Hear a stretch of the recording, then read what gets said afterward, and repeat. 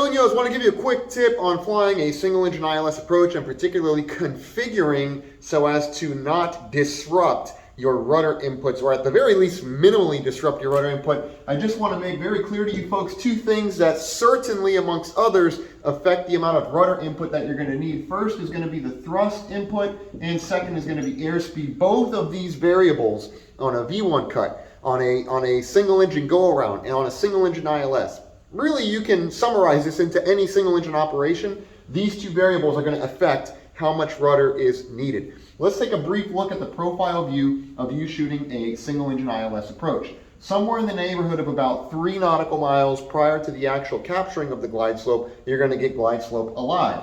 So let's take a look at this here. I'll draw the glide slope indication as a diamond, which is how it appears in most jet airplanes, at least certainly 7.3 and 320. And then of course we have our localizer scale down here on the bottom. We'll say we're basically centered up on this, and the glide slope comes alive.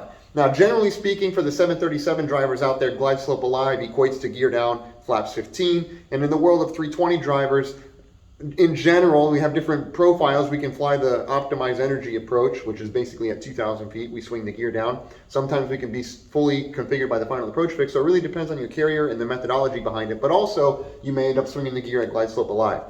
Here's the point that I want to make to you. Let's say you're out here single engine, and you are at the glide slope alive point, which is several miles prior to the actual capturing of the glide slope as we track inbound here, okay? What's going to happen is when you swing gear, the aircraft is going to begin to decelerate. You're configuring with flaps, and then before you know it, you're going to need a thrust application because the rate of deceleration of the airspeed is outpacing how quickly the glide slope's coming in. So by the time you need to apply thrust, you're not quite yet captured. You're about a dot shy of capture. You need to apply thrust because you're still in a level flight segment, and then you capture the glide slope, and now you need to reduce thrust. Now, we just applied thrust, we just reduced thrust. You can remember one of the variables that affects how much rudder is needed is thrust, and the second one being airspeed. So we're changing a variable more often than what we would need to if we would simply do this one tip. Here it comes. If you're taking notes, I would definitely write this down. Delay the gear extension until approximately 1 dot prior to glide slope capture. Okay, so at about 1 dot, let's draw this up a little bit better. Okay, so let's go here, there we go. 1 dot prior to glide slope capture, gear down, flaps 15 in the case of a 737, or just gear down and then later shortly thereafter flaps 3, and on the descent flaps full later in a 320. It really doesn't matter. The point I'm making is put the gear down when you're about 1 dot prior, because at 1 dot prior, the amount of distance that is needed to travel is a lot less, and therefore by the time the airspeed begins decelerating to the point that you would need to apply thrust, the thrust application will either A, not be needed, or B, be considerably less, if not really needed at all, because you're going to now initiate the descending path.